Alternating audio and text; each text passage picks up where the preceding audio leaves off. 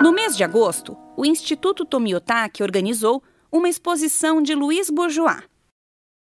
Louis viveu de 1911 a 2010. Nasceu na França e só depois de se mudar para os Estados Unidos começou a criar.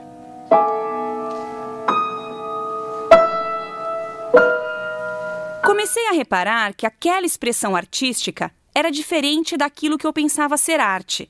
Imagens sacras, pinturas antigas feitas a óleo.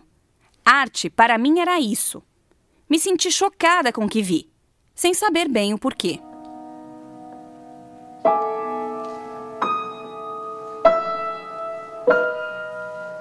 As primeiras obras de Bourgeois foram feitas nos anos 40, quase metade do século XX.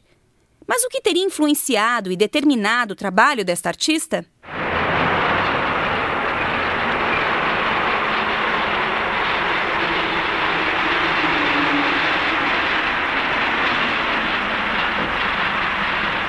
O cinema é a novidade na arte do século XX. Para ver como ele nasce, volto ao finalzinho do século XIX, mais precisamente ao dia 28 de dezembro de 1895. A saída da fábrica Lumière em Lyon. Na verdade, né, a sessão lá de 28 de dezembro de 1895, né, você vê o que ela trouxe? Ela trouxe aquela ideia, bom, vamos documentar o atual. Então, a saída dos operários da fábrica dos próprios Lumière, lá em Lyon, né, a chegada do trem em estação, o bebê, filho de um dos irmãos Lumière, que está sendo alimentado. Eles colocaram uma mesa no jardim da mansão, então a câmera ficou em frente mostrando a família cuidando do bebê. E muitos outros filmes, todos eles com essa ideia de captura do imediato. Nesta conversa com o Ismail Xavier, que é professor de cinema da USP, descobri que o interesse pela captação do instante era algo que o homem buscava desde metade do século XIX. Na medida em que a gente, por exemplo, avança no século XIX, quer dizer, a velha frase do Courbet, que é o pintor francês, né, quer dizer, eu pinto o que eu vejo. Quando o pintor diz isto, o que está implicado aí? Primeiro, o que eu vejo tem que ser atual, tem que ser contemporâneo a mim, né? Tem que ser uma experiência imediata. Então, eu já estou escolhendo o que pintar. A fotografia ganha prestígio por dois motivos. Primeiro, pelo lado da semelhança, ela reproduz de uma forma considerada mais real do que a do pintor, porque justamente ela é a novidade. Quer dizer, quando você imagina o que foi as primeiras experiências das pessoas diante da foto, foi o senso de revelação ali presente, né? É uma outra imagem do mundo, né, que parece ser mais real do que aquela vinda da pintura.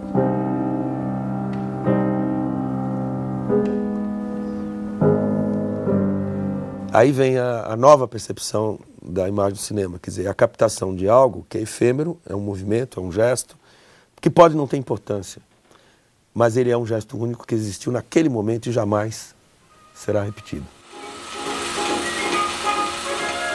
Para saber mais sobre o momento histórico em que o cinema foi criado, conversei com o professor José Leonardo do Nascimento, do Instituto de Artes da Unesp de São Paulo. Essa novidade tem a ver com todas as transformações da segunda metade do século XIX. Quer dizer, a aplicação de conhecimentos científicos na industrialização, as novas invenções.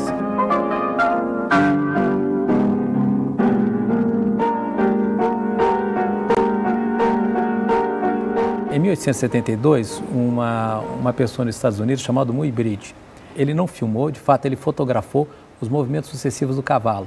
Quer dizer, ele colocou uma série de câmaras fotográficas ao lado da pista do cavalo, aí ele puxou uma série de cordas pequenas cordas, cordéis tal, sobre a pista, e à medida que o cavalo avançava, ele ia batendo naquelas cordas e ia disparando sucessivamente as fotografias. Depois ele fez uma montagem, quer dizer, quase que uma fotografia em série.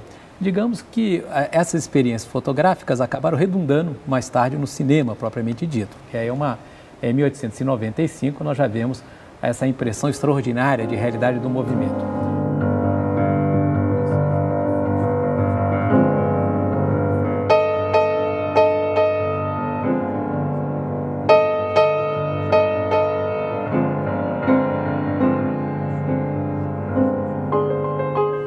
Agora, são planos fixos, a câmera fixa, quem se movimenta é aquilo que está sendo filmado, é bem o início do cinema, e os próprios irmãos Lumière não acreditavam que o cinema pudesse transformar numa arte, porque os irmãos Lumière achavam que isso era apenas um registro da realidade, que isso efetivamente jamais poderia se transformar realmente numa linguagem artística. Mas isso também ocorreu em relação à fotografia.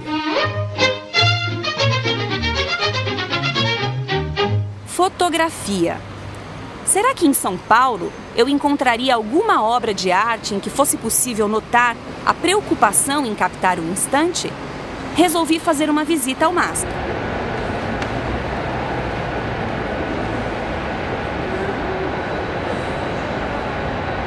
Teixeira Coelho, curador do Museu de Arte de São Paulo e professor da USP, me mostrou as marcas de captação do instante nas obras expostas aqui.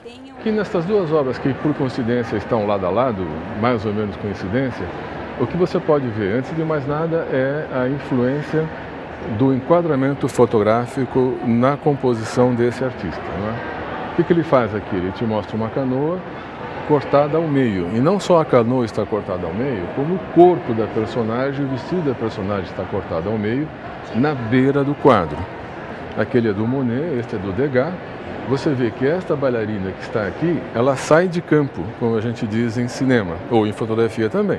Ela está saindo de campo, ela é cortada, não é? Isso revela claramente o conhecimento que o artista tinha de uma outra maneira de representar a realidade. Então você vai pensar exatamente numa fotografia que é tirada mais ou menos como um instantâneo, que você não vai muito controlar este enquadramento, você clica onde dá. Isto é uma novidade para eles no momento, porque toda a arte anterior, é bom não esquecer que a fotografia surge em meados do século XIX. Então toda a arte anterior o que faz é compor claramente e rigidamente as suas obras. Você pega uma obra da Renascença, o personagem central está no meio do quadro, a cabeça fica livre da moldura. Pode ser que as pernas sejam cortadas, mas quando são cortadas tem uma razão para cortar. Então essa era a maneira tradicional de se apresentar. E que isso é totalmente rompido exatamente pela influência da fotografia. Onde aparece um instante aqui? Bom, você pode dizer, olha, nesta cena de dança, o que faz o artista é tentar apreender um determinado instante, mas mais do que isso, o instante está exatamente nessa composição. É algo que não vai se repetir, talvez, é algo em um momento. Claro, então há um movimento dos corpos da bailarina. Se você compara isso com Mona Lisa, que ela está parada, é como se Mona Lisa estivesse parada ali para todo o sempre. Enquanto essas bailarinas, elas vão sair de campo, elas estão retratadas num momento em que o movimento acabou ou vai começar, não é? Isso é um instante. Mas como eu digo, um instante aqui, muito mais do que esse movimento aparente, está nessa composição do quadro, não é? Que é típica da fotografia, que é feita, entre outras coisas, ou talvez fundamentalmente, para captar um instante.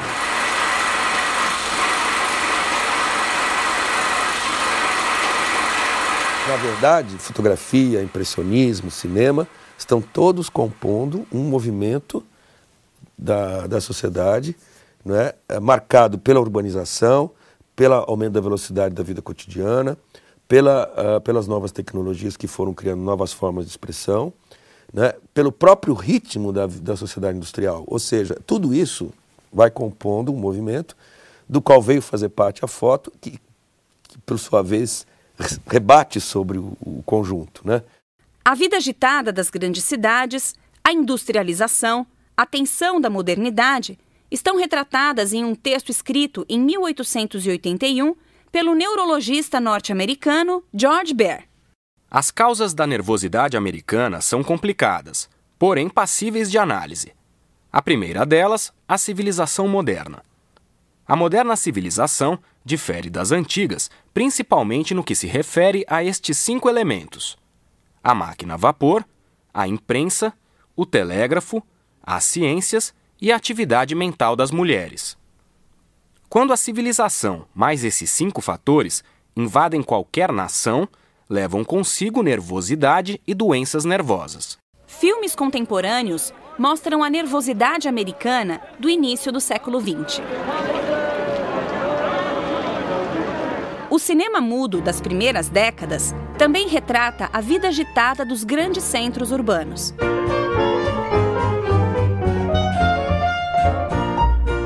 Esse filme está sendo filmado em estúdio e, no entanto, a impressão que a gente tem é que ele é filmado no próprio movimento da cidade, de uma grande cidade, no caso específico de Nova York, né? É um filme que é uma sequência, quer dizer, são umas cenas que exprimem como que a velocidade, o dinamismo, a industrialização invade o cotidiano das pessoas e como as pessoas são presas desse movimento agitado.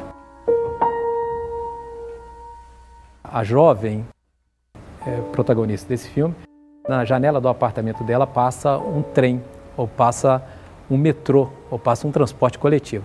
E ao mesmo tempo ela tem a nostalgia do campo, né, que se manifesta no pequeno vaso de flores que tem ali na janela dela e também no cartaz. Quer dizer, é a invasão da vida cotidiana, da esfera mais cotidiana da existência, pelo movimento trazido pela industrialização, pelo movimento da grande cidade.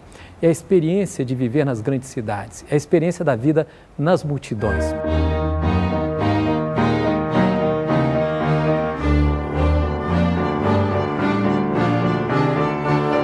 Com a expansão da industrialização, com o surgimento das grandes cidades, há uma tendência à uniformização cultural e uniformização dos costumes. Quer dizer, no final são massas que vivem em cidades verticalizadas, em que o indivíduo praticamente não existe, quer dizer, ele se transforma num grão de areia, né, em meio àquela multidão. Quer dizer, houve uma grande revolução nos Estados Unidos. A independência dos Estados Unidos é uma revolução extraordinária do ponto de vista político, estabelece direitos políticos, os direitos de cidadania, a liberdade de expressão, etc. Tal. Mas as revoluções sociais, elas são, nesse período, mais características da Europa. Se nós pensarmos não só na Revolução Francesa, a Revolução de 1830, a Revolução Operária de 1848, a Comuna de Paris, em 1871 e tal. Então, as sociedades europeias são mais trabalhadas pelos movimentos revolucionários.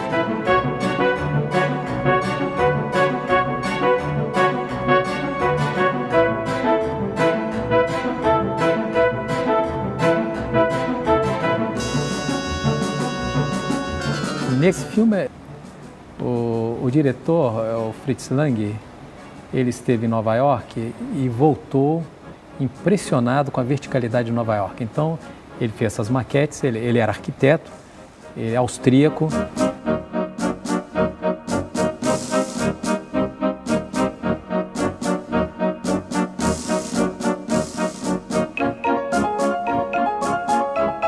Então as máquinas vão aparecer como Moloch, aquelas que devoram os homens. Quer dizer, uma visão negativa da industrialização, do trabalho coletivo, uma concepção da submissão do trabalhador às máquinas e, no limite, uma submissão do trabalhador ao dono da empresa.